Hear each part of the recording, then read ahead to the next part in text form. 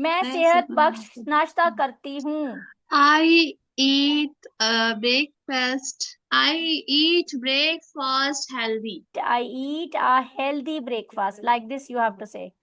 Healthy I breakfast. eat a healthy Breakfast. breakfast. I eat a healthy breakfast. Okay, next I will bring this one. Where is that sentence? नाश्ता मुझे तमन्नाई देता है। Give me a breakfast energy. Gives तो लगेगा, Breakfast. पहले इसको ले आए, इसको। ये क्या है? Okay, breakfast gives me हाँ, energy. Well done, excellent. ऐसे अरेंज करना सीखें आप। ठीक है।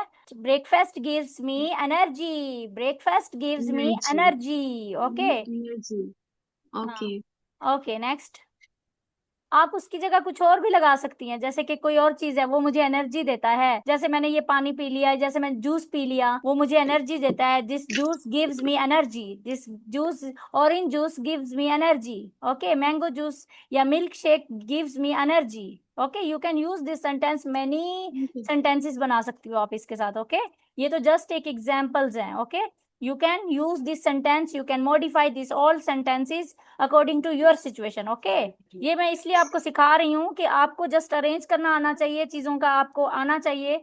आप इसकी जगह घर में lot of sentences is there, you can use according to your situation. Okay,